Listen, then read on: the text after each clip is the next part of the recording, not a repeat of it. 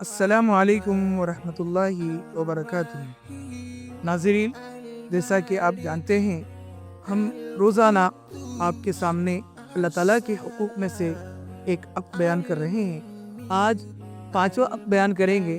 اللہ تعالیٰ کے حقوق میں ایک اہم ترین اور عظیم ترین حق جو اللہ کی جانب سے اس کی بندوں پر عائد ہوتا ہے، وہ اللہ تعالیٰ کی نعمتوں پر اور اس کی طرف سے ہونے والی انعامات اور نوازشات پر بندوں کو چاہیے کہ اللہ کے شکر گزار اور قدردان بن جائیں، ہر طرح کی ناشکری سے اور ناقدری سے اپنے آپ کو بچائیں۔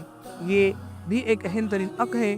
انسان اللہ کی طرف سے بندے کو ملنے والے جو نعمتیں ہوتے ہیں، ان موقعوں پر تو خوش ہوتا ہے اور خوشی میں غرق ہو کر اور ڈوب کر اللہ کی شکر گزاری کے جذبات کو کھو دیتا ہے۔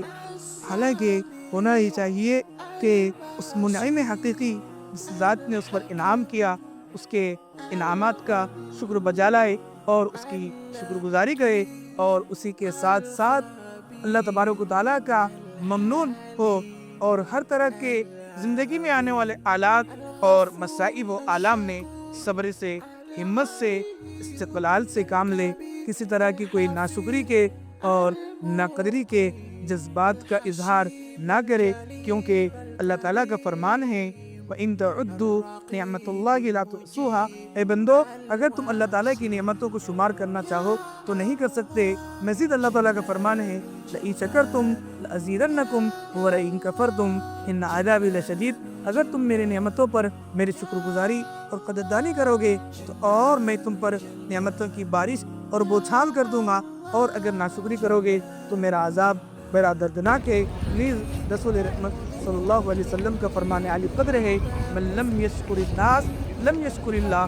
جو لوگوں کا شکر ادا نہیں کرتا، وہ اللہ کا شکر بھی ادا نہیں کرتا۔ اپنی زندگی میں مختلف حالات میں مختلف طرح کے لوگوں سے اپنی زندگی میں تعامل اور برتاؤ کرنے کی صورت میں بھی ایک دوسرے پر لوگوں کے احسانات اور لوگوں کے اچھے زاویے پیش آتے ہیں، تو چاہیے کہ ہم اللہ کے ساتھ ساتھ اللہ کے بندوں کے بھی شکر گزار بن جائیں۔ اللہ تعالیٰ سے دعا ہے کہ اللہ تعالیٰ ہمیں اپنے شکر گزار اور قدردان بندوں میں شامل فرمائے، ناشکری و ناقدری سے ہم تمام کی حفاظت فرمائے۔ وآخر دعوانا الحمدللہ رب العالمین۔